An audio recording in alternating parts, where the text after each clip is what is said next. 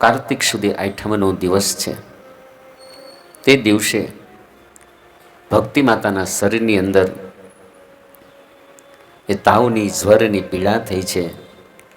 કાર્તિક સુધી અષ્ટમીને દને રે તેથી માંદા થયા માતા તને રે. ફૂલ મૃદુલ સમ છે કાય રે અતિ કોમળ ન સહે વાય રે. એકદમ કોમળ ફૂલ જેવું ભક્તિ માતાનું શરીર છે. કાંઈ પણ શરીરની અંદર પીડા થાય છે તો એ પીડા એમનાથી સહન થતી નથી.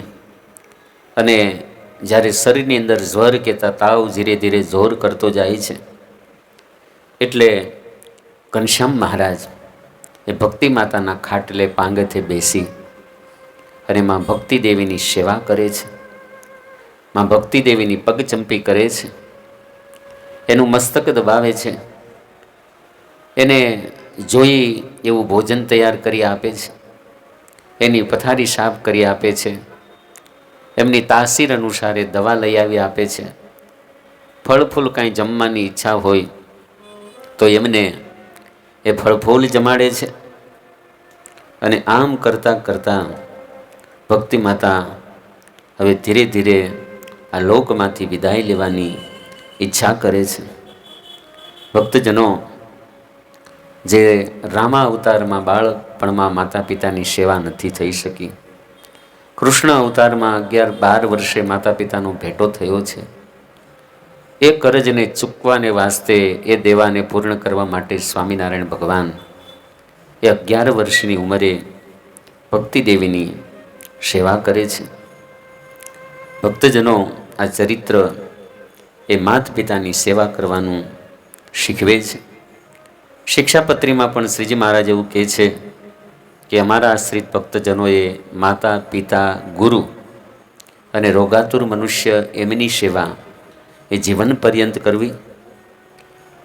રામાયણની અંદર લખ્યું છે કે રામ પ્રભુ પણ દશરથની સેવા કરતા, રામને રાજ્ય કરતા માતા પિતા છોડવાનું વધારે દુઃખ હતું.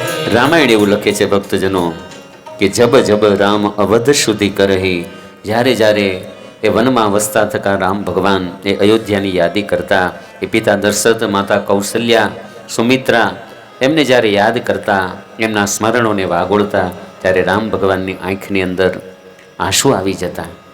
એટલે ભક્તજનો, મહારાજે શિક્ષાપત્રીમાં લખ્યું છે અને સ્વયં સ્વામિનારાયણ ભગવાન એ પોતાના જીવનકાળ દરમિયાન પોતાના ચરિત્ર દ્વારા એ માતા પિતાની સેવા કરવાનું એ આપણને શીખવે છે અને સૂચવે છે.